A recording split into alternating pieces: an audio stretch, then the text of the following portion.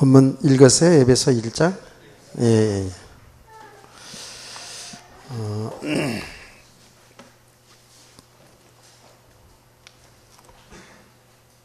제가 이제 어저께 동영상을 우리 집사람한테 보내온 동영상을 하나 봤어요. 신천지에 가는 동영상인데, 하여튼 이 단체가 참 완전히 마귀의 집단인 것이 속속히 이제 드러나지요.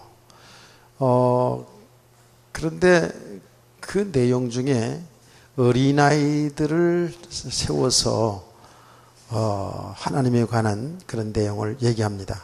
근데 그 내용의 수준이 우리 기존 교회를 완전히 조롱하는, 기존 교회 목회자든지 성도들도 하나님에 관해서, 이 복음의 하나님 말씀에 관해서 무지한 그런 내용을 얘기하는 것을 들었어요. 그들이 그런다고 그래서 우리가 하나님 말씀을 배우고 이런 교리 공부를 하는 것은 아닙니다만은, 우리가 바로 알아야 결국 그런 유혹에서도 승리하게 될 줄로 믿습니다. 우리가 하나님을 믿는 것은, 이 믿음이라는 것은 하나님의 은혜인데, 그 은혜의 방편은 하나님의 말씀을 통해서 하나님을 바로 알아가면서 바로 깨달아지는 겁니다. 그래서 성경을 통해서 하나님에 관해서, 하나님의 계획에 관해서 우리가 지식으로 바른 지식을 가지고 있어야 돼요. 지식은 아니다, 지식으로 가면 안 된다, 이렇게 얘기하니까 그걸 오해하는 사람들이 있는 거예요.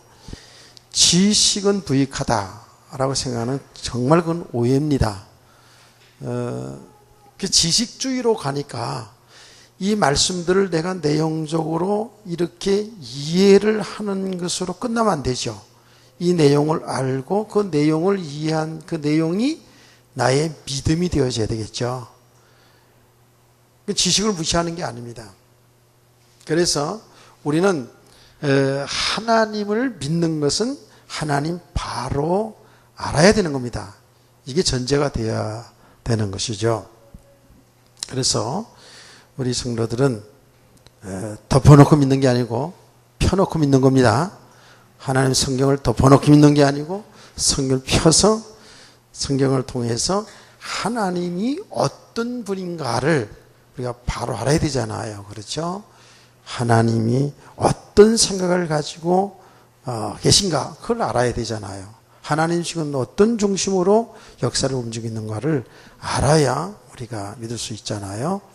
자, 그래서 우리들이 하나님에 관한 말씀들을 우리 깊이 어떤 학문적으로 깊이 알지 못하더라도 어떤 하나님, 어떤 생각을 가지고 어떻게 역사를 하시는가 하는 것은 우리가 간단하게라도 알아두는 것이 중요하다라고 말씀을 드렸습니다.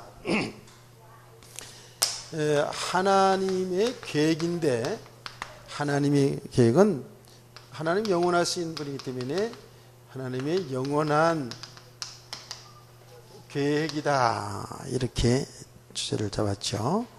하나님의 영원한 계획, 영원한 계획이다. 영원한 계획. 하나님은 시간적인 개념으로 생각해서 안 된다 그랬죠. 끝없이 어떤 출발점에 시작해서 끝없이 이렇게 가는 시간적인 개념의 영혼이 아니라 그랬어요. 하나님은 스스로 계신 분이라 그랬죠. 본래적으로 계신 영원한 분이에요. 그래서 하나님의 영혼은 지금도 영원하시고, 아브라함 시대도 영원하시고, 아브라함의 하나님, 이삭의 하나님, 야곱의 하나님, 언제든지 현재를 말하는 겁니다. 영혼, 우리 인간의 시간적인 개념으로 생각해서는 안 된다 그랬어요. 하나님의 영원한 계획은, 이라는 그 말은, 하나님은 영원 전에, 그러니까 우주 만물 창조 이전이라는 얘기예요. 우리 인간의 영생은 시작이 있죠. 그렇죠? 우리 인간을 창조한 시작이 있지만, 예, 하나님은 그 이전에 영원 전에 계신 분이 계획하신 것은 영원한 계획이죠. 그러니까 우주 만물 창조 전에 하나님이 모든 것을 계획하셨다라는 거예요. 우주 만물에 관해서 어떻게 창조할 것인가, 인간을 어떻게 창조할 것인가, 어떻게 하나님이 이 창조의 세계를, 하나님 창조한 세계를 이끌어 가실까 하는 것들을 하나님이 무조건 하시는 게 아니고 영원한 전에 영원히 창세 전에 계획하셨다는 얘기입니다. 역사가 진행되면서 계획하시고 변경하시고 이렇게 하는 게 아니라는 거예요. 이미 계획된 것이 진행되고 있다는 거예요. 창조와 모든 역사의 움직임이 영원한 계획이다. 그래서 창세기 3장의 그 구원 계획도 우리가 창세기 3장 15절 여자의 후손이 뱀의 몸을 상해할 것이다 라는 그 여자의 후손이 그리스도를 통해서 인간을 구원하시는 그 하나님의 계획인데, 그것이 죄를 범하니까 그때서 하나님이 그렇게 약속하신 것이 아니라 창조 이전의 계획이다 그 말입니다. 모든 것이 영원한 계획이 되는 겁니다. 하나님이 영원한 계획이기 때문에 그 계획은 불변한 계획이다. 불변한 계획이다. 변하지 않는 계획이다라는 거예요.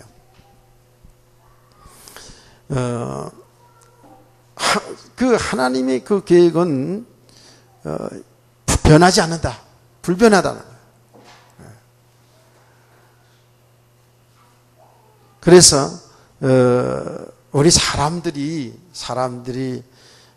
변하고 세상에 그 사람들에 의해서 이루어지는 모든 정치, 학문 이런 건 다 변하지만 하나님이 하신 일은 일정하다는 거예요. 우리 편에서 볼 때에 어떤 성경에 기록된 내용들을 보면 변경되는 것처럼 보고 변화가 일어나는 것, 하나님의 하신 일이 어떤 기도에 의해서 하시는 일이 변경되는 것처럼 보이지만 하나님이 하신 일은 일정하다라는 거예요. 그래서 성경에 이제 이런 그 성경 구절들이 많이 있는데 그 성경 구절을 다 일일이 찾아서 하면 뭐 이런 거 찾다 보면 이제 시간이 많이 가기 때문에 여러분들은 그냥 이 말씀을 통해서 더 들으시고 믿으시면 됩니다. 욥기서 23장 13절에 14절을 말씀 보면 그런 내용이 나옵니다. 그는 뜻이, 즉 하나님은 뜻이 일정하다 그랬어요. 누구든지 그 뜻을 돌이킬 수가 없다라고 이렇게 말씀하면서, 그런즉 내게 계획하신 것, 내게 작정하신 것은 하나님 반드시 이루신다라고 말씀했습니다. 욥의 이제 고백이거든요. 그렇습니다. 이 변함이 없습니다. 예수님께서 그 복음서에 보면 예수님께서 무슨 말씀하셨냐 하면, 예수님이 죽으시고 이 땅에 오셔서 인류를 위해 십자가에 죽으시는 것은 현상적으로 나타난 것을 볼 때는 예수님이 이단자로 몰려서 이스라엘 백성들에게 못 박혀 죽는 것처럼 보이지만 이것이 하나님의 계획이라는 거예요. 하나님이 작정하신 계획이라는 거예요. 그래서 예수님 말씀하시기를 나는 작정한 대로, 하나님이 작정된 하나님의 계획대로 죽지만은 나를 판자는 화가 있으리로다, 이렇게 말씀을 했죠. 그래서 하나님의 계획은, 정하신 계획은 일정하게 계속 진행이 된다, 변함이 없다는 사실을 믿으시기를 바랍니다. 그래서 이 하나님의 계획은 성부, 성자, 성령 삼위 하나님이죠. 그렇죠? 하나님의 계획은 절대로 하나님 스스로가 모든 것을 계획해서 진행했은 것이다. 주권적인 계획이다, 이렇게 말하면 주권적인 계획이다는 겁니다. 오늘 본문에 이제 1장 읽으셨는데 1장 10절, 11절을 다 같이 한번 볼까요?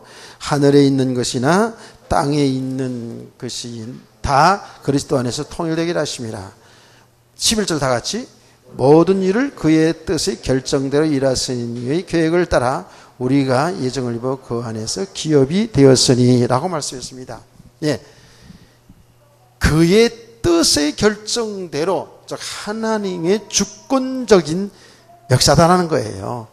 이 온 우주 만물을 창조하실 계획을 하신 것, 그리고 이 창조된 세계를 이끌어 가시는 것은 하나님의 주권적인 것이다 라는 겁니다. 여기에 어떤 것도 개입이 되는 게 아니에요. 어떤 인간의 힘도 개입될 수가 없습니다. 하나님이 하신 줄 믿으시기 바랍니다.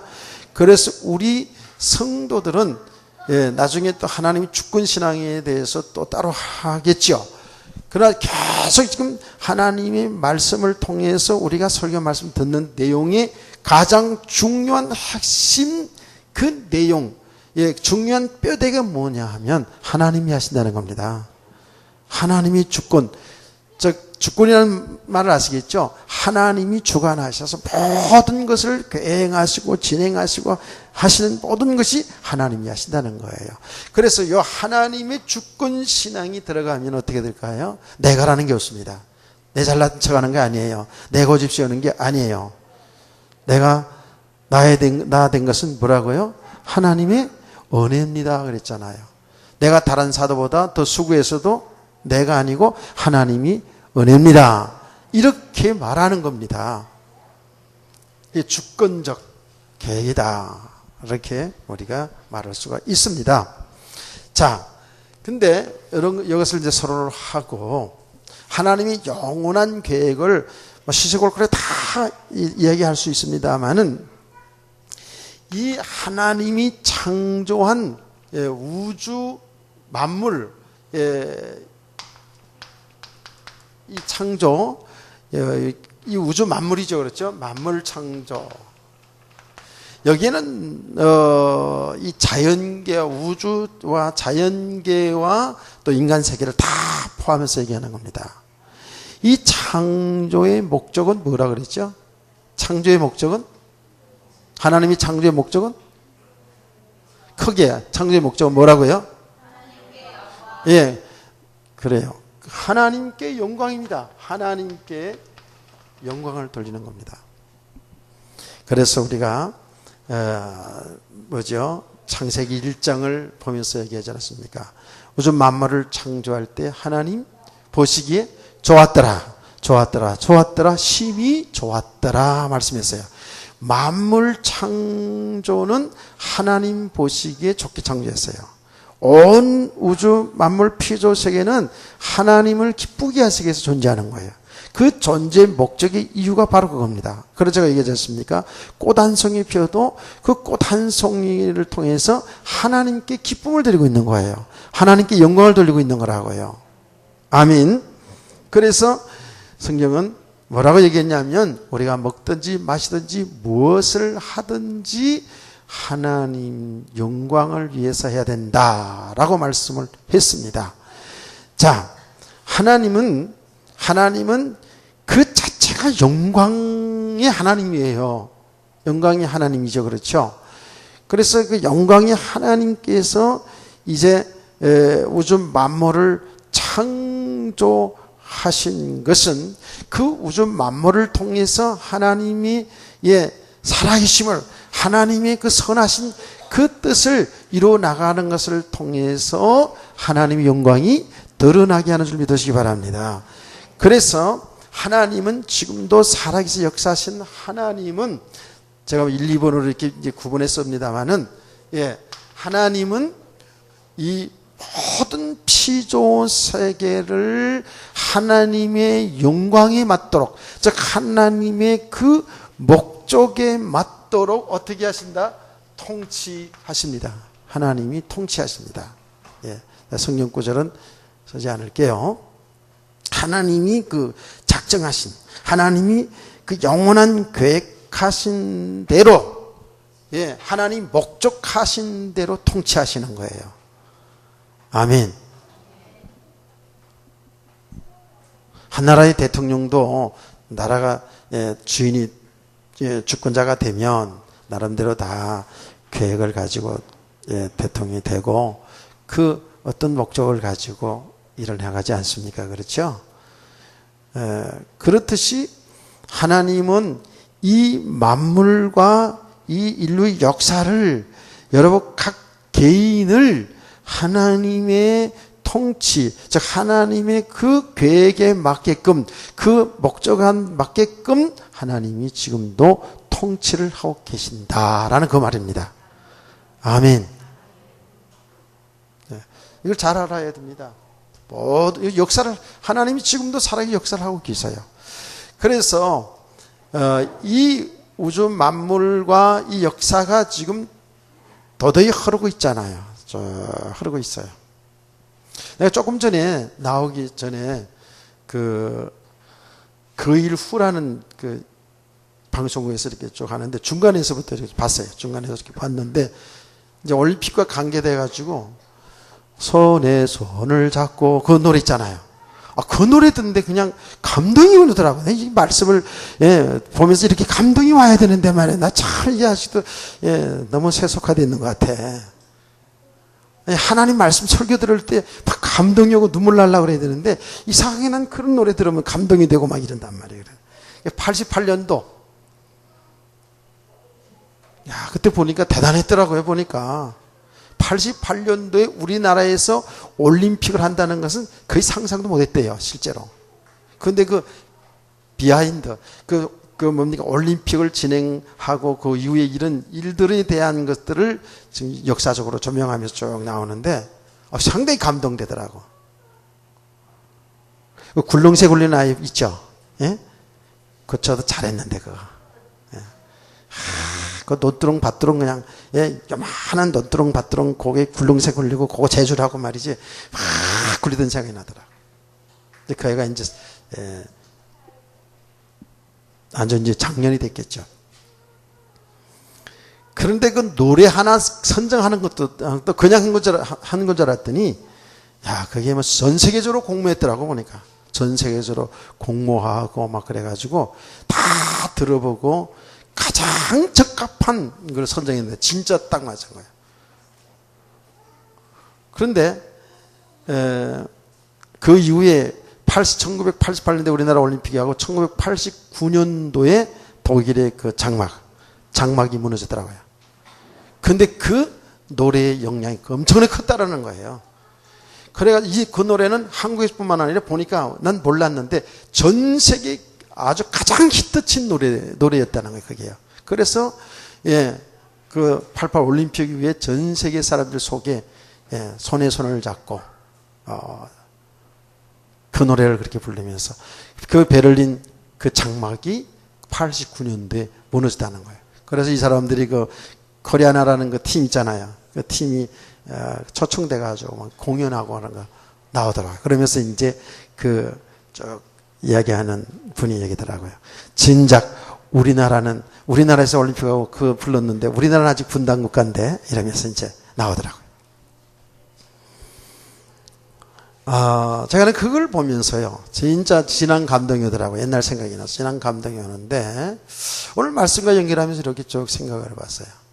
올림픽 하나 하는데라도요. 아주 세밀하게 계획했더라고요. 계획하고 그 올림픽이 그에 맞게끔 모든 것을 진행을 해나갔더라고요. 하나하나 세밀하게 하셨더라고요. 그래서 그 올림픽이 아주 성공적으로 이렇게 끝나도록 했더라는 거예요. 창조주 하나님이 만물을 창조하실 이전에 다 계획하시고 하나님의 영광에 맞게 하나님의 영광 받으시기에 맞게 하나님의 목적에 맞게 통치하시는 줄 믿으시기 바랍니다. 지금도 똑같은 거예요. 지금도 인류 역사를 하나님 통치하고 있다는 거예요. 그 말은 지금도 인류 역사와 이 교회 역사와 그리고 우리 각 개인을 하나님은 하나님의 영광을 받으시기 합당한 그 목적대로 우리를 이끌어가는 줄 믿으시기 바랍니다. 아멘. 이 통치 섭리가 다 같은 말인데 하나님이 통치하시는데 하나님의 섭리 다 같은 맥락의 말이죠. 하나님 우주 만물을 통치하시는데 하나님이 어떻게 섭리하시냐 말이죠. 하나님이 계획하신 것, 하나님이 작정하신 것들을 하나님이 이루어 나가시는 하나님의 경륜이라고 말할 수 있죠. 하나님의 그 하시는 일을 말하는 거예요. 하나님이 섭리하신다는 거예요. 모든 면에 있어서.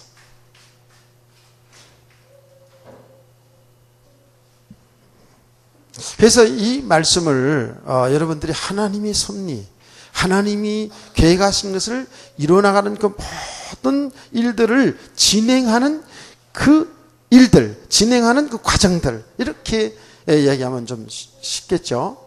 하나님의 섭리.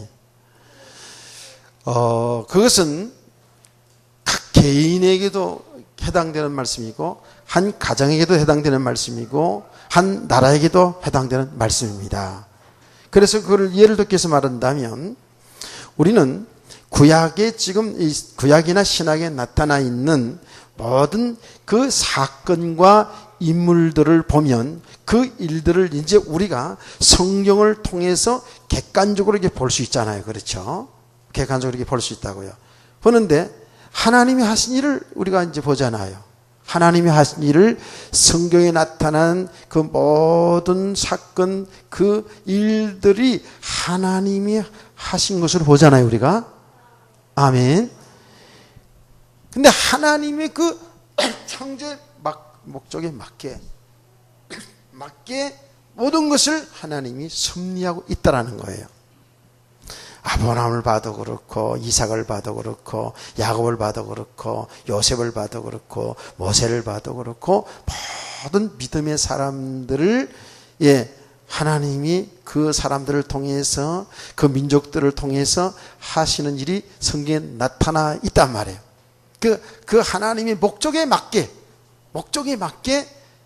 그 일하시는 것을 보면 너무 섬세하게 세밀하게 하시잖아요. 자, 더 예를 더 끼지 말씀을 드리자면 제가 아주 알기 쉬운 본문을 가지고 늘 얘기하잖아요. 얘기하는데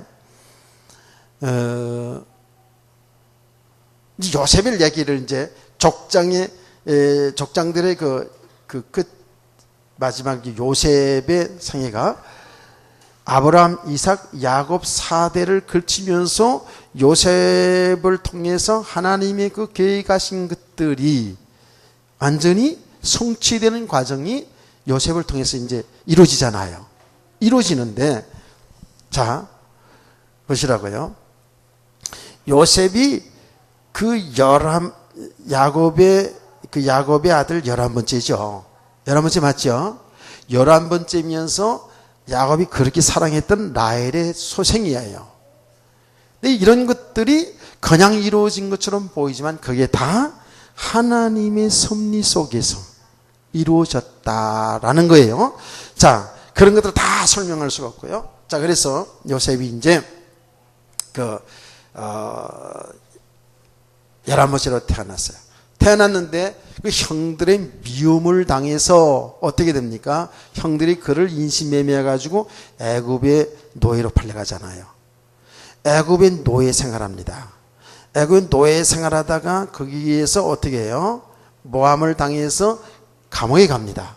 감옥 생활합니다. 언제 죽을지 모르는 감옥에서 감옥 생활하다가 꿈을 해몽해주는 그런 일로 인해 가지고 바로 왕에게 발탁이 돼가지고 바로 왕의 꾼 꿈을 해몽을 해석을 해줍니다. 그 일로 인해 가지고 그는 바로 왕은 실제로 왕의 자리고 애굽 나라의 실권을 가진 실세죠. 그 말하자면 모든 걸 다 다스릴 수 있는 그런 총리가 됐어요. 국무총리가 됐어요. 이 모든 과정들을 보면 우리는 얼마든지 그 시대에 일어날 수 있는 일들이에요. 가정에 일어날 수 있는 일이에요. 그 당시 문화로 인해서 노예로 팔려갈 수 있는 일들이에요. 얼마든지 그 보디발의 아내가 무료한 보디발의 아내의 유혹을 유혹하고 뿌리치고 이런 과정들이 다 지금도 일어나지 않아요. 그렇죠? 일어나요. 일어날 수 있다고요. 그런데 우리가 성경 창세기를 공부했듯이 풍년 7년 풍년이 일어났어요. 풍년이 일어났을 때 이 요셉을 통해서 곡식을 저축하게 하고요. 저축하게 하고 그 다음에 어떻게 7년 흉년이 들어왔잖아요. 흉년이 들어왔어요. 그래서 그 당시에 거의 뭐 전 세계적이죠. 근동 지방이 완전히 흉년이 들어가지고 곡식을 구하러 요셉 앞에 옵니다. 그래서 야곱의 아들들이 요셉 자기 동생이 국무총리가 된 것은 까마득하게 상상도 못했죠. 그런데 거기에 와가지고 곡식을 구합니다. 곡식을 구하는 그런 과정 속에서 요셉이 나중에 자기의 신분을 밝힙니다. 내가 형들의 동생이 요셉이라고 얘기합니다. 그때 성경 잘 알잖아요. 창세기 45장이 나옵니다. 그 형들이 너무너무 충격적이죠. 자기들이 죽이려고 했던 그 아우 요셉이 지금 세계 최고 권력자의 자리에 앉아 있단 말이에요. 그래서 참 기쁘고 반갑지만은 어떻게 해요? 죽을 꺼낸 거예요. 이제는 우린 다 살았다 이제. 왜? 자기들이 한 짓이 있으니까. 그래서 얼마나 근심했습니까? 그때 이것을 안 요셉이 형들에게 한 말이 뭐예요? 형님들, 한탄하고 근심하지 마십시오. 형님들이 나를 파는 것처럼 보이지만 하나님이 나를 먼저 보냈습니다. 그랬죠? 왜? 하나님 왜 보냈어요? 하나님이 큰 구원의 역사를 이루기 위해서. 아멘. 하나님의 그 목적을 이루기 위해서 하나님이 통치, 하나님이 섭리하시는 내용이 자세하게 나오잖아요. 우린 역사 속의 이 일들을 보면, 드러난 현상만 보면 그게 다 일어날 수 있는 일들입니다. 그런데 그 배후에 그 모든 것을 누가 섭리하셨다고요? 하나님이 섭리하신 거예요. 참 이게 얼마나 놀라운 일입니까? 자, 그 일이 요셉 때 이루어진 일이지만 이미 하나님은 아브라함에게 그것을 계획을 말씀했죠. 창세기 15장 12절에서 21절 말씀 보면 하나님은 아브라함에게 말씀하셨거든요. 내 자손이 이방에 객이 되었다가 4대 만에 다시 가나안 땅에 돌아오리라. 돌아올 때 많은 물질을 가지고 올 것을 이미 아브라함에게 하나님의 그 영원한 계획을 가르쳐 준 거예요.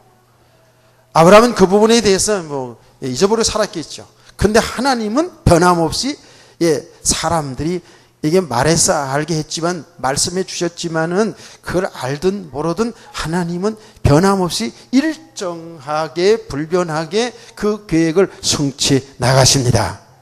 아멘.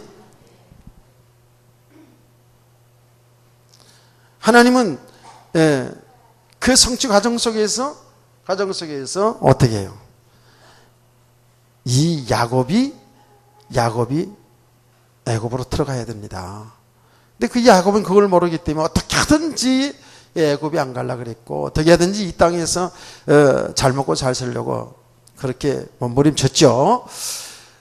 그런데 결국은 야곱이 그 곡식 구하는 사건은 흉년의 사건이라 가지고 애굽까지 갑니다.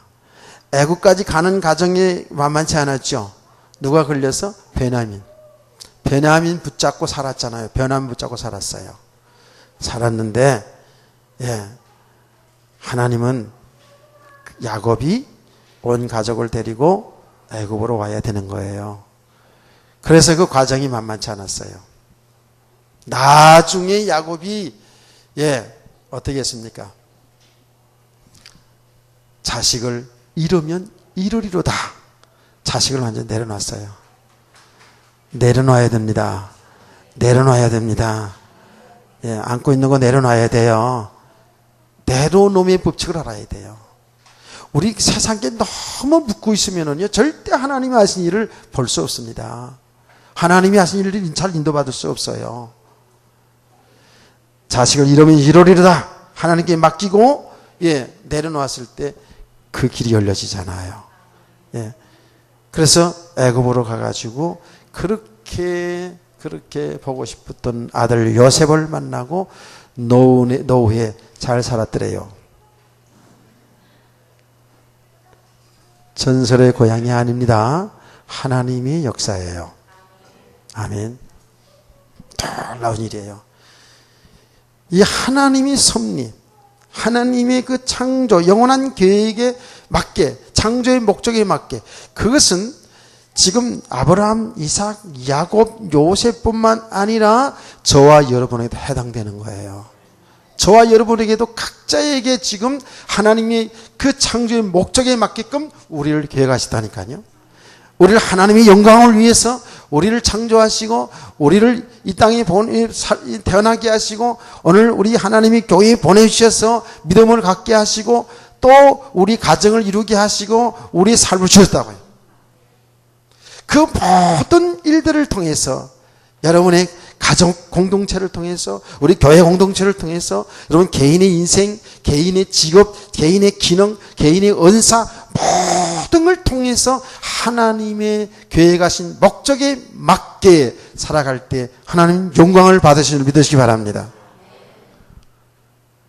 그래서 하나님이 어떤 사람은 목사로, 어떤 사람은 선교사로, 어떤 사람은 장로로, 어떤 사람은 집사로, 어떤 사람은 의사로, 어떤 사람은 이렇게 자기 자리에서, 자기 위치에서, 자기 주신 은혜를 따라서. 아멘. 하나님은 우리를 통해서 이렇게 하나님 영광을 위해서 우리 삶을 주신 거라고요. 여러분의 삶을 소중하게 생각하시기 바랍니다. 내 인생이 이거 아니다 이렇게 생각하지 말고요. 하나님이 어디까지 했는지 그대로 행하시는 거예요. 하나님 어디까지 축복하시는지 은혜 주시는지 그대로 행하는 거예요.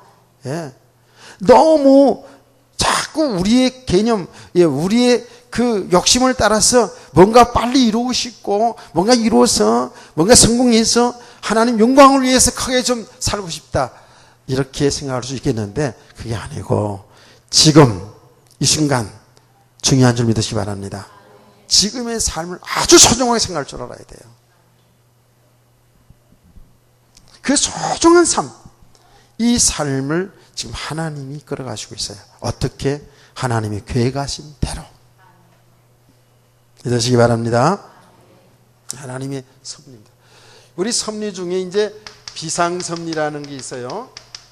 비상섭리. 하나님이 하시는, 통치하시는 그 하나님의 일 속에서 비상섭리는 이 기적의 어떤 특별한 기적의 역사를 일으키면서 하나님의 계획을 이루어나가시는 이런 것이 이제 비상섭리 혹은 우리 편에서 이렇게 볼 때 비상섭리 혹은 기적이라고 이렇게 말할 수가 있겠죠.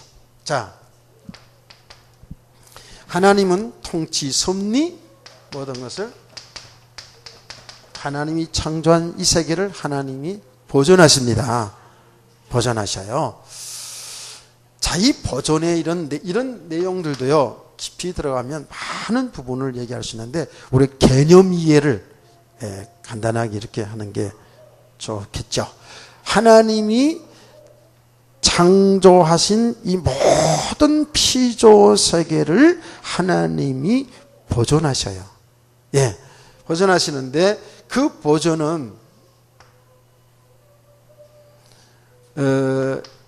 이 피조세계 만물을 보존하시고요. 그 모든 피조세계에 하나님의 자녀로 택한 자기 백성을 보존하셔요. 자기 백성을 보존하신다. 그래서 만물을 이제 보존하시고요. 그래서 이 창조한 이 모든 이 만물 세계를 하나님이 보존하시고 나가셔요. 보존하셔요. 결국은 이제 그 하나님의 계획이 그 정말 이루시겠죠. 그렇죠? 하나님이 시작이 있었기 때문에 끝이 있다고 그랬어요. 처음과 나중, 알파, 오메가. 또 전도서 3장 1절 이하의 말씀 보면 모든 것이 창조된 것이 목적이 있고 그 기한이 있다고 그랬어요. 그래서 반드시 시작이 있으면 끝이 있는데 이 우주 만물의 종말론적인 건 분명히 있어요. 근데 그때까지 하나님 모든 것을 보존하십니다. 아멘. 그래서 베드로 후서에 보면 3장에 보면 이 마지막에 가는 메시지가 쭉 나오면서 그때까지 하나님이 보존하신다 그랬어요. 보존하신다 그랬어요. 모든 걸 다 보존하셔. 그래서 어떻게 이제 이렇게 이 다음 식이 있단 말이죠. 그 세상을 보면 금세 그냥 뭐가 다 터질 것 같고 그냥 지구 완전히 그냥 멸망할 것 같고 그냥 이래요. 어떤 이 자연계에 일어나는 이런 모습들을 보고 인간의 타락을 보면 그냥 인간이 그냥 금세 망할 것 같아요. 난 일본의 쓰나미 일어나는 것을 보면서 원자로가 저거 잘못되어지면 어떻게 될까? 일본 완전히 싹 망하는 거 아니에요, 그렇죠? 일본뿐만 아니라 우리나라까지 주변 국가까지 이게 보통 어려움을 당하는 게 아니겠다라는 생각이 이렇게 들더라고요. 그런데 제가 그런 것들 보면서도 이게 하나님이 지켜주지 않으면 안 되는구나. 막 지진이 일어나가지고 수십만씩 막 죽는 그런 과정들도 보면서도 그런 생각하게 되고, 우리 한 사람 한 사람 살아가는 삶을 보면 하나님이 지켜주지 않으면 우리 인간은 아무것도 아니구나. 그렇게 여러분 깨닫죠. 또 이제 우리가 바쁘게 살아가다 보니까 잊고 살아갈 수도 있는데, 엊그제도 동료 목사님 사역하다가 이렇게 좀 안 좋은 상태가 가지고 병원에 입원했어서 월요일 갔다 오면서 이제 그런 생각이 들더라고요. 다행히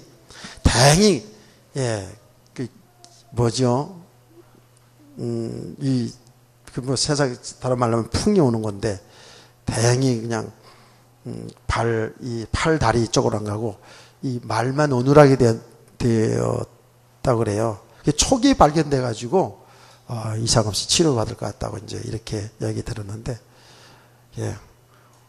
며칠 전에 만나서 여기서 탁구 쳤거든. 탁구 해가지고 쳐가지고 내가 아이스크림 따먹었거든. 그랬는데 그러면서 진짜 건강해. 아무 이상은 그게 건강 하나만 그래 몰라요, 그렇게 사람. 그걸 보면서 있잖아요. 보면서 내려오면서 그래, 우리 인간 진짜 건강하다고 자랑할 것도 못하고, 돈 많다고 자랑할 것도 못하고, 인물 잘났다고 자랑할 것도 못하고, 하나님이 지켜주지 않으면, 하나님이 보존해 주지 않으면 살아갈 길이 없어요.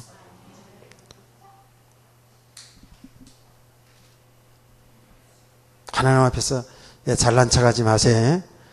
어떤 부분에 있어든지 이 모든 피조 세계를 하나님의 목적에 맞게 통치 섭리하시면서 하나님은 보존하고 계셔요. 그러나 영원하진 않습니다. 반드시 심판 오는 날이 있다는 사실을 믿으시길 바랍니다. 하나님 보존하시는데 특별히 자기 백성을 보존한다. 자기 백성을 보존하신다라고 말씀했습니다. 이 성경의 말씀이고요. 창세기 이제 12장 1절에서 3절의 말씀 보면 하나님은 아브라함을 부르잖아요. 하나님은 아브라함을 불렀어요. 구원받은 거죠. 아브라함을 불러서 아브라함을 축복하시는데 뭐라고 했냐면, 너를 통해서 큰 민족을 이루겠다 말씀하시면서 너를 축복하는 자는 축복하고 너를 저주하는 자는 저주하겠다. 이 말씀은 하나님이 함께 하시겠다는 것이죠. 하나님이 그 아브라함을 통해서 하시고자 하는 그 계획을 이루시기 위해서 하나님께서 함께 하시겠다는 거예요. 보존하시겠다는 거예요. 아브라함이 하는 행세를 보면 그냥 망해야 되는데 하나님은 그를 끝까지 보존하시겠다는 거예요. 아브라함뿐만 아니라 이삭도 다 마찬가지예요. 우리도 마찬가지예요. 야곱은 정말 욕심쟁이, 욕심꾸리기, 욕심쟁이, 거짓말쟁이. 그의 하는 행세를 보면 정말 한 대 맞고 또 맞고 그래야 돼요. 그런데 하나님은 야곱을 끝까지 보존하셔요. 그래서 창세기 28장 내용이 보면 야곱이 도망가는 장면이죠. 왜 도망갑니까? 자기 형 에서의 장자권을 파촉한 것으로서 빼앗을 뿐만 아니라 그 장자에게 오는 축복을 아버지를 속여가지고 축복을 받았잖아요. 나중에 형 에서가 그걸 알고 분노가 일어나서 야곱 동생을 해하려는 걸 알고 그 어머니가 그 사실을 알고 야곱을 자기 외삼촌 집으로 피신을 시키잖아요. 이때 야곱은 주랑당을 치고입니다. 얼마큼 도망을 가다가 이제 피곤해서 저녁이 되어 잠을 자려고 돌베개를 베고 잠을 자는데 어떻게 해요? 잠을 청했는데 하늘에서 사닥다리가 내려오고 천사가 오르락 내리락 하면서 그 위에서 하나님의 음성이 들려옵니다. 야곱아, 내가 너를 통해서 하실 일을 다 이루기까지 하나님이 오는 계획입니다. 이루기까지 내가 너를 버리지 않겠다 그러는 거예요. 너를 떠나지 않겠다는 거예요. 함께 하시겠다는 거예요. 하나님의 보존입니다. 자, 당신의 그 계획을 목적에 맞게 이뤄나가기 위해서 자기 백성을 보호하시는 거예요. 보호하신다고요. 보존하신다고요. 언제까지인지 몰라요. 그건 하나님만 아셔요. 근데 하나님 아까도 얘기했습니다만 야곱이 그걸 몰랐잖아요. 하나님이 자기를 향한 그 계획을 몰랐어요. 그는 어떻게든지 이 땅에서 자식들 많이 낳고 돈 많이 벌고 이 땅에서 잘 사는 이런 쪽에서만 계속 노력하고 생각하고 살았어요. 근데 하나님은 야곱을 통해서 아브라함이 약속한 큰 민족을 이루게 하시는 그 계획을 성취하게 합니다. 야곱을 어디까지? 애국까지 보내잖아요. 야곱이 일평생 140년 이상을 살아오는 그 과정 속에서 나중에야 그걸 깨달았어요. 알았어요. 하나님이 하신 일을 알았다고요. 그래서 요셉에게 가서 그 이야기를 하지 않습니까? 하나님이 약속하신 대로 내 인생을 이렇게 살아온 것이다. 믿으시길 바랍니다. 하나님은 자기 백성들을 보호하시는 거예요. 예수님도 말씀했잖아요. 제자들을 파송하면서 세상 끝날까지 항상 너희와 함께 있겠다라고 말씀을 했습니다. 이 놀라운 축복 속에 저와 여러분 있는 줄 믿으시기 바랍니다. 하나님은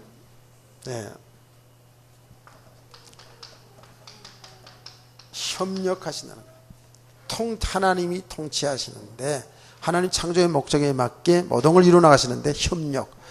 우리 인간과 하나님이 협력, 역할 분담이 있다는 거예요. 하나님이 할 일이 있고 우리 인간이 할 일이 있고 역할 분담의 협력이 아니에요. 모든 것은 하나님이 다 주권적으로 하십니다. 그 일 속에 내가 하나님의 일에 동참된 것, 하나님이 우리를 사용하시는 그 일에 감사하시길 바랍니다. 하나님이 하시는 거예요. 우리가 이 사실을 정말로 우리가 믿는다면 우리 성도들이야말로 하는 축복의 사람들인데, 그래서 우리 인생이 정말 하나님의 계획 속에서 지금 우리가 이 땅에 태어났고 이 자리에 앉았다고 여러분 믿으시죠? 그냥 우연하게 오다 가다가 만났고 오다 가다가 있는 것이 아니라 하나님의 그 창조의 목적에 맞게끔 우리를 지금 이끌어 오시는 중에 지금 이 자리에 있단 말이에요. 그래서 우리 성도들은 하나님의 그 계획 속에 내 인생이 있기를 원합니다. 그 말은 분명히 지금 하나님의 계획 속에 있어요. 있는데 그 하나님이 하시는 일 속에서 여러분의 삶을 발견하시기를 바랍니다. 그 말이에요. 그냥 하루하루 이렇게 육신의 삶을 위해서 살아가는 그런 인생이 아니고 그 일이 하나님의 이 놀라운 창조의 목적에 맞는 하나님 영광을 드러내는 그 일 속에 여러분 인도받기를 원한다는 거예요. 그래서 오늘도 우리들은 하나님의 말씀을 집중해 드려야 되고, 이 말씀을 생각하며 기도해야 되고요. 그래서 하나님의 정확한 인도받기를 원합니다. 근데요, 지금까지 제가 이렇게 사역을 하면서 쭉 보면 우리는 아직도 모자라고 부족해요. 부족하지만 우리가 이러한 사실들을 알고 내 인생의 주인이 하나님이시고 하나님은 하나님의 창조의 목적을 따라서 우리를 부르시고 우리를 이렇게 인도하시는 사실을 알기 때문에 하나님 앞에 기도할 수밖에 없고요. 하나님의 계획, 나를 향한 하나님의 뜻이 무엇인가를 구할 수밖에 없어요. 구하는데 우리가 이런 중심을 가지고 살아가잖아요.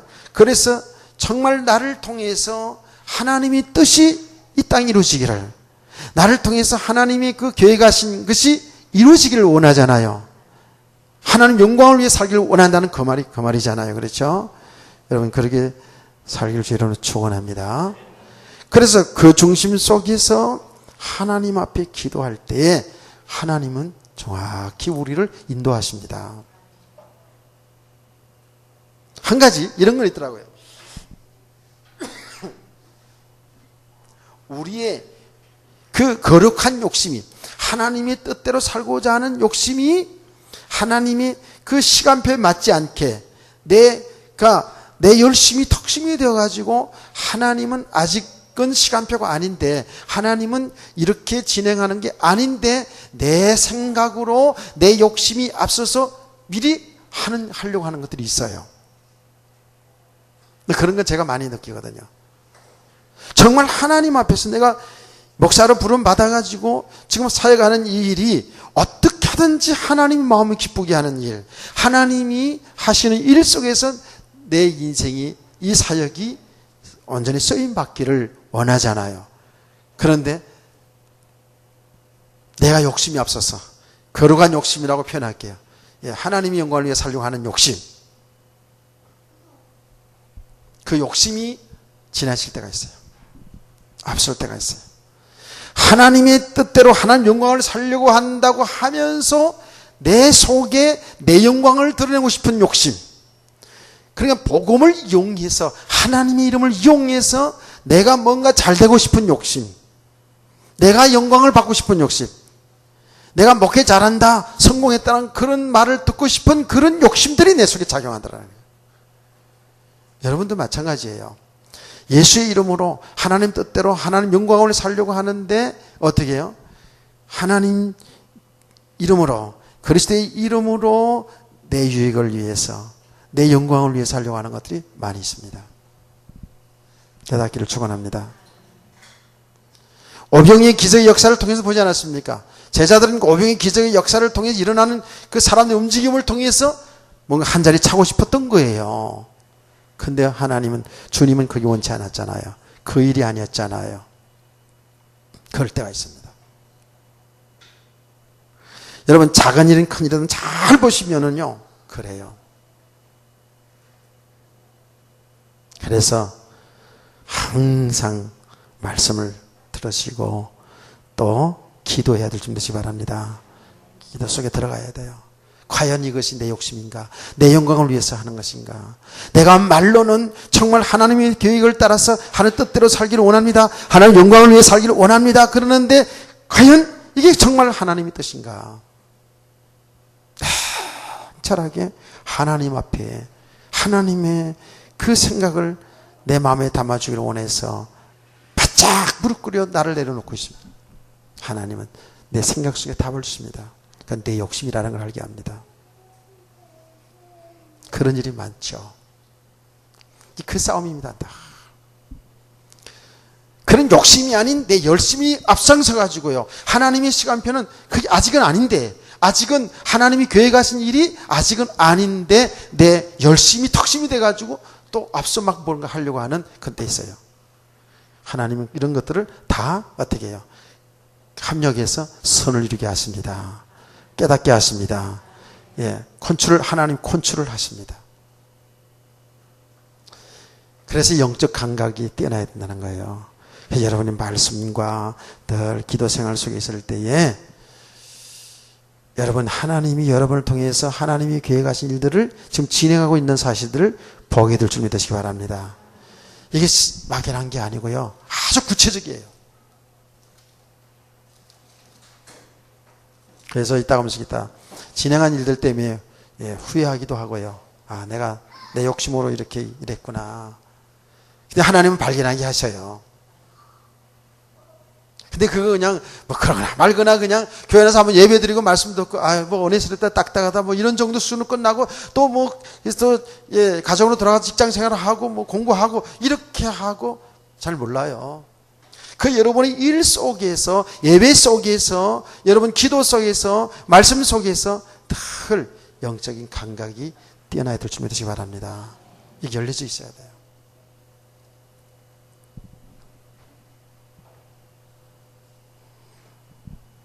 자, 조금 더 해야 되겠죠.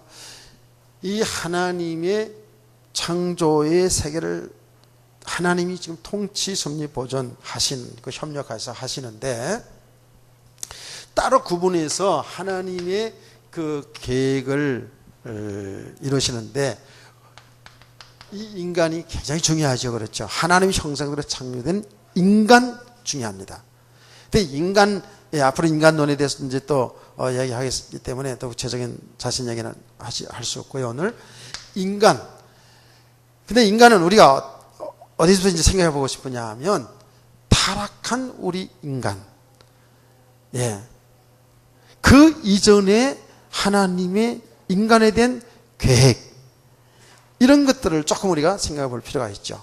그래서 우리는 이 구원, 하나님의 백성으로 구원하시는 이 일에 대한 하나님의 영원한 계획이 뭐냐? 오늘 우리가 성경 본문 읽은 대로 우리를 구원하시는 것이 하나님의 백성으로 살게 한 것이 어느 날 예수 믿어서 그냥 예수 믿는 그 순간부터 되어진 것이 아니라 하나님이 창세 전에 예정했다라는 거예요. 이 영원한 계획이에요. 그래서 우리는 예정론을 믿습니다. 예정론. 이 장로교입니다. 이 장로교의 이제 신학 사상이고 교리인데 예정론. 오늘 본문 읽은 내용을 가지고 얘기하는 거예요. 예정론. 창세 전에 어떻게 해요? 우리를 예정하셨다는 거예요. 자, 좀 딱딱하니까 여러분들 같이 1장 3절에서 5절까지 다 같이 시작.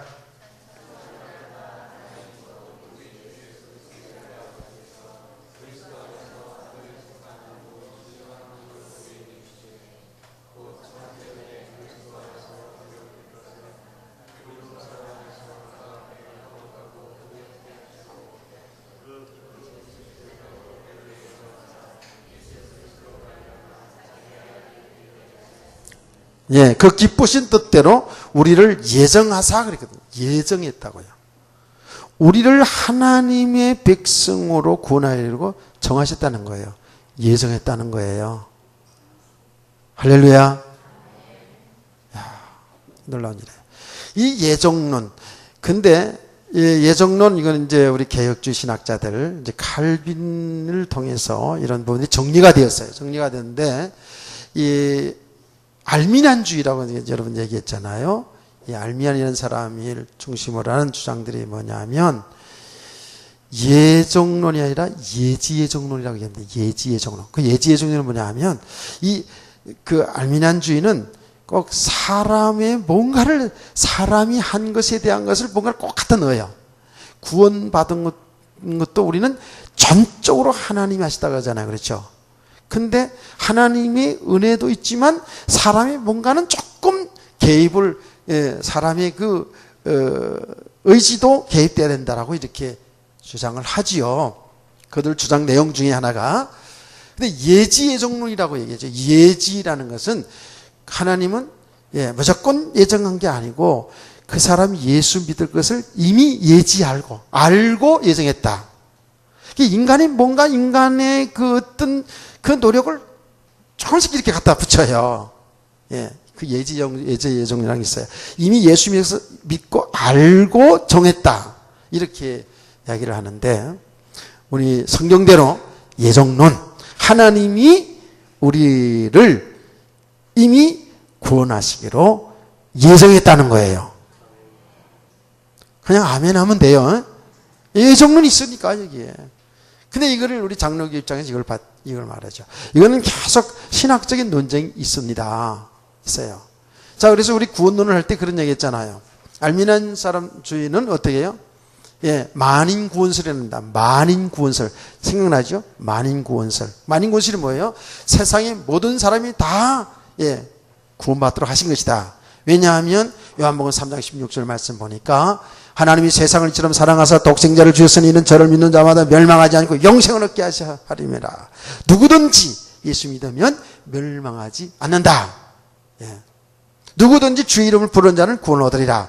그냥 누구든지이기 때문에 만민 구원설을 이야기하는데, 예, 장로교, 예, 우리가 있는 교리는 뭐냐 하면, 그 만민은 하나님이 예정한 사람, 하나님이 택한 백성들 속을 백성들이 향한 말씀이다 라고 이렇게 얘기합니다.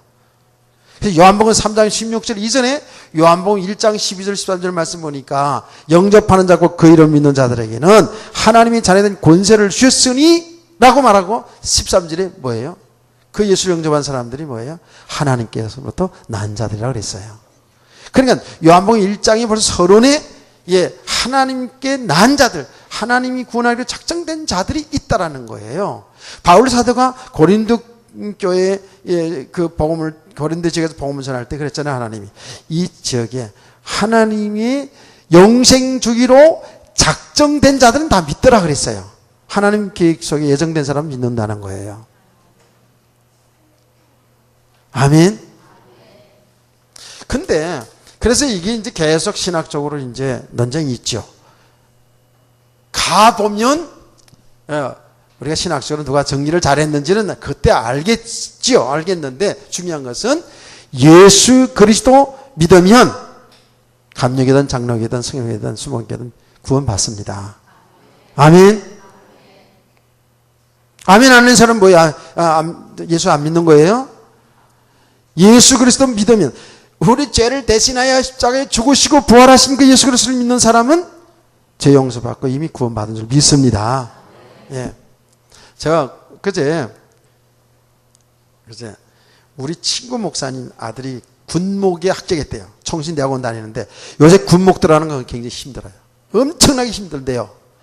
예. 지금 일반 하사관을 시험 보더라도요, 예, 뭐 몇십 대 1대 몇백 대 1 된대요. 그만큼 이제 힘들다는 얘기죠, 이제 살아가는 게. 근데 군목이 그렇게 힘들대, 요새. 근데 그 뭐 내용은 쭉 얘기 다 할 건 없고, 그 어려운 시험을 좀 몇 명 붙었는데 면접이 남았는데, 면접관이 말하자면 군목에 개신교 목사도 있고 신부도 있나 봐요.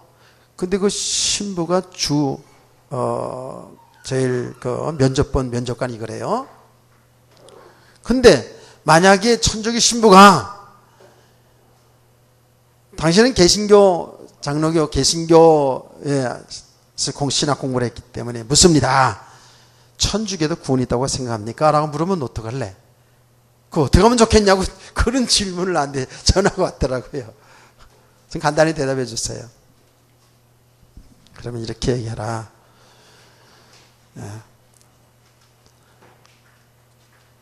성경대로, 천주교도 성경을 가지고 있으니까 성경대로 예수님이 그리스도시고 하나님의 아들이신데, 그분이 우리 인류를 위해 십자가에 죽으시고 부활하시고 성천하시고 재림하실 그 예수 그리스도를 성경 있는 대로 믿으면 구원받는다고 생각합니다. 이렇게 대답하면 될 거다 그랬더니,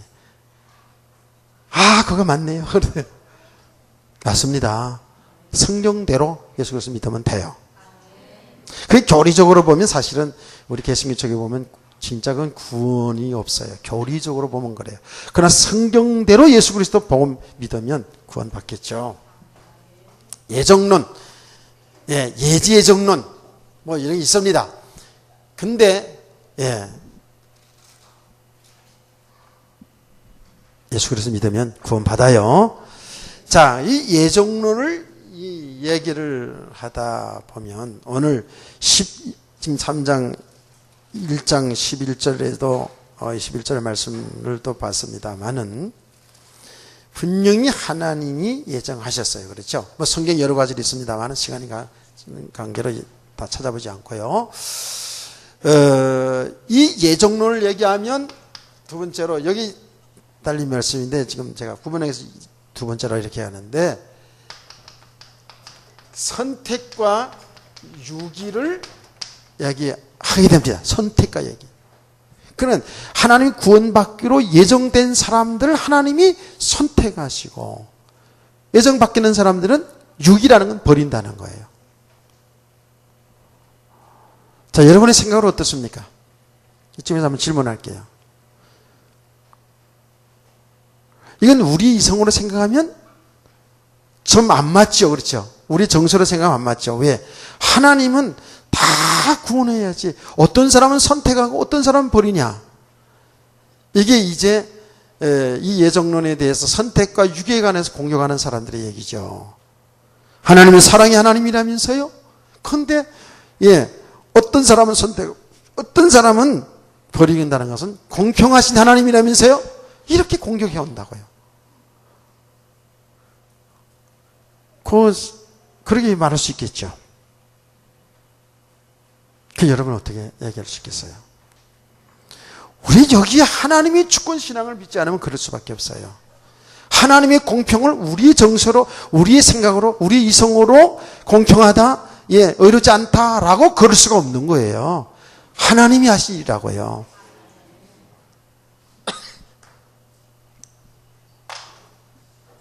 그냥 여러분 좀 이해가 안 되도록 그냥 아멘은 좀 크게 해주세요. 그래 내가 이렇게 해야지 가만히 있으면 말이요. 그렇잖아요. 아까 일부 예배는 아멘을 잘하더만. 하나님의 주권 신앙, 그래서 하나님이 하신 일을, 하나님이 계획하신 일을 우리가 우리의 생각으로 그게 의롭다, 맞다, 틀리다 하는 거는 이건 아니에요.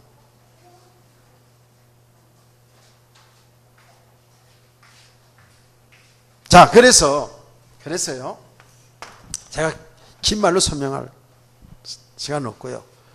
로마서 9장을 한번 우리가 펴봅시다. 성경 공부할 때는 많이 찾아야 되고 이제 그래야 되는데 로마서 9장 다 끝나가요 이제. 오늘 저 지금 구역 공가가 없기 때문에 제가 생각하고 지금 조금 다 왔어요. 종착역까지 다 왔어요. 로마서 다 찾으세요. 다른 사람 찾아서 읽는 거 들으려고 하지 말고 찾을 수 있는 사람은 다 찾으세요.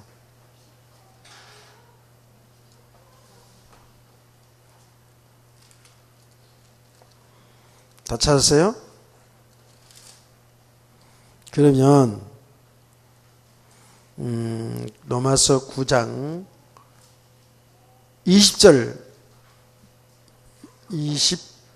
20절부터 가만히 있어보자. 18절 19절 혹 제가 읽겠습니다. 혹 내가 내게 말하기를 그러면 하나님이 어찌하여 허물을 하시느냐 누가 그 뜻을 대적하려 하리니 20절 말씀 보세요.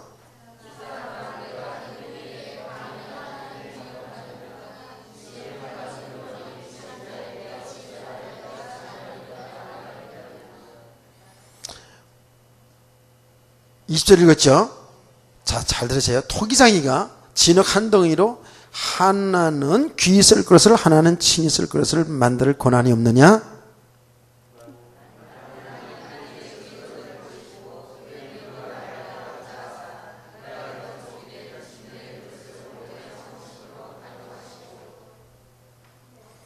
또한 그 영광 받기로 예비하신 바 공료의 그릇에 대하여 그 영광의 풍성함을 알게 하고자 하셨을지라도 무슨 말을 하리요?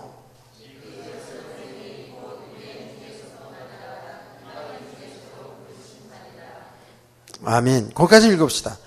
지금 이 내용이 뭐냐 하면은요, 뭐냐면 하나님이 주권을 얘기하는 거예요. 토기장이 비유를 해가지고 토기장이가 진흙으로 그릇을 만들었는데 버릴 권한도 있고 취할 권한도 있다라는 거예요. 이 하나님이 선택 교리를 지금 바울 사도가 이렇게 토기장을 비유 설명하는데요. 이미 그 7절에 6절 7절 말씀 보면 이런 말씀이 있습니다. 그러나 하나님의 말씀이 폐하여진 것 같지 않도다. 이스라엘에게서 난 그들이 다 이스라엘이 아니요.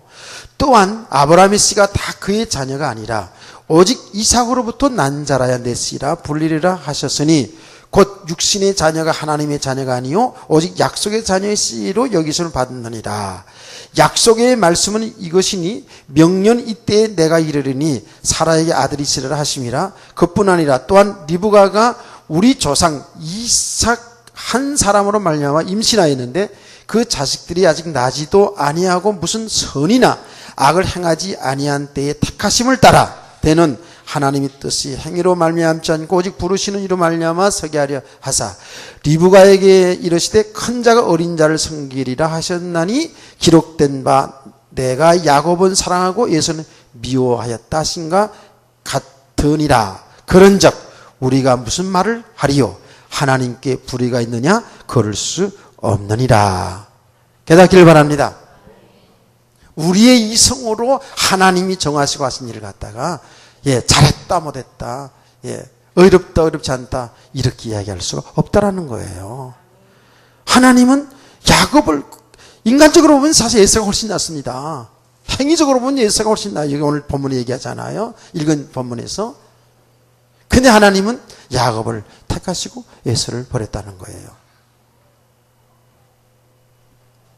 저와 여러분이 그래서 이 선택받은 것에 대해서 정말 영원히 감사하시기 바랍니다.